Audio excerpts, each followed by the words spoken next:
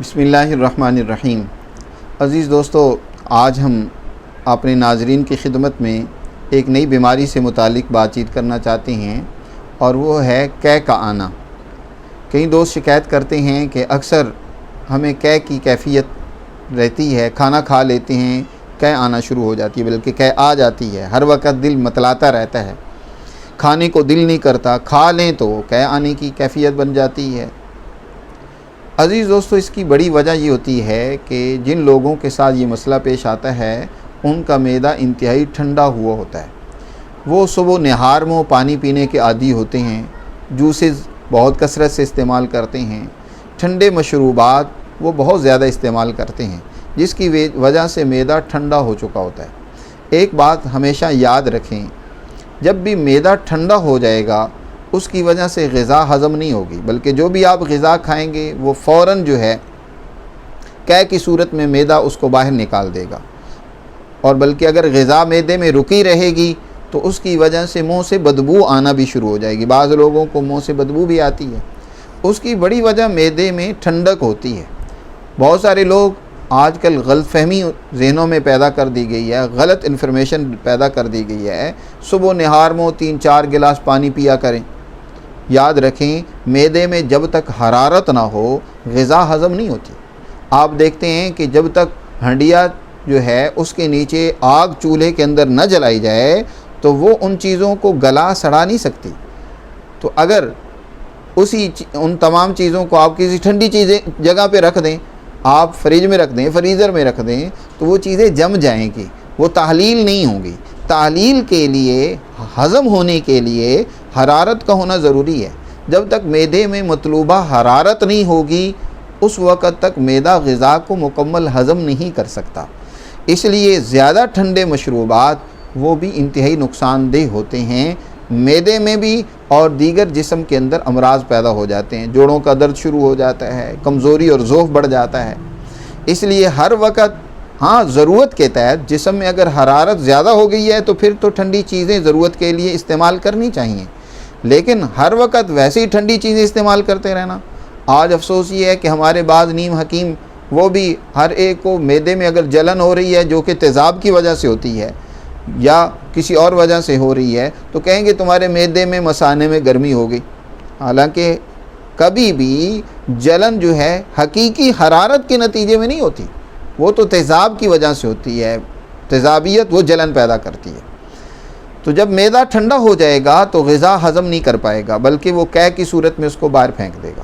اس کے لیے عزیز دوستو، سب سے پہلے تو ٹھنڈے مشروبات کو بند کر دیں، ٹھنڈی غذائیں وہ ترک کر دیں۔ سبزیاں ہو گئیں، کھیرے ہو گئے، سلاد ہو گئی، کچی سبزیاں ہو گئیں، ان کو کھانا چھوڑ دیں، بلکہ آپ وہ چیزیں استعمال کریں جو معدے کے اندر ترشی بڑھائیں، معدے کے اندر ہضم کے نظام کو تیز کریں۔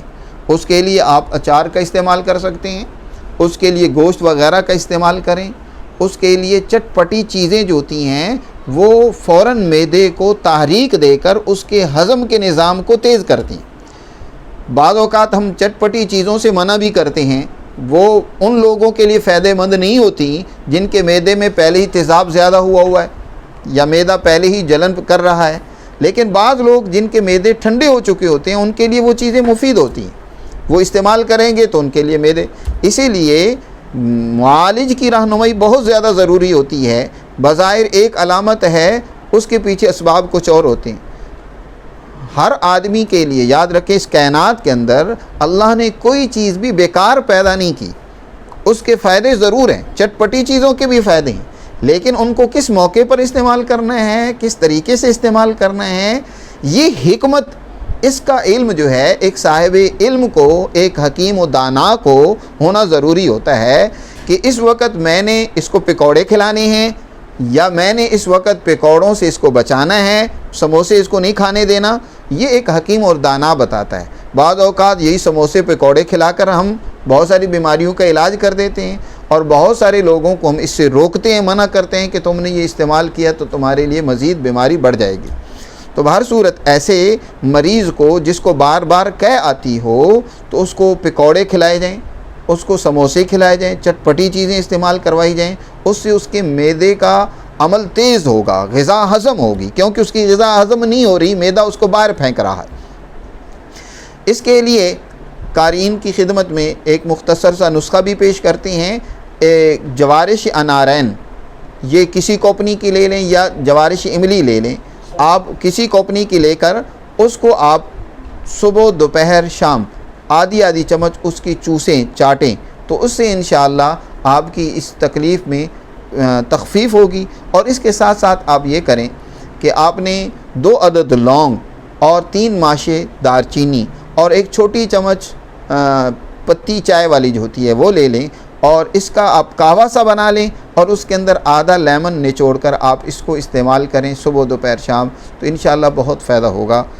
مزید رہنمائی کے لیے اگر کسی قسم کی ضرورت ہو تو ہمارے اس چینل پر ہمارا نمبر موجود ہے، آپ اس چینل کو خود بھی دیکھیں، آگے دوستوں کو بھی یہ چینل شیئر کریں تاکہ اور زیادہ سے زیادہ انسانیت کو اس سے فائدہ ہو۔ انشاءاللہ جتنی انسانیت تک آپ ہمارے اس چینل کو پہنچائیں گے، اس کے ذریعے سے پیغام پہنچے گے، تو ہماری اس خدمت کے اندر آپ کو بھی برابر ایک حصہ ملے گا، آپ بھی شریک ہوں گے۔ اللہ ہم سب کو انسانیت کی خدمت کی توفیق عطا فرمائے۔ اپنے یاد رکھیے اپنے دوست حکیم عثمانی غنی کو دعاؤں کے اندر۔ شکریہ۔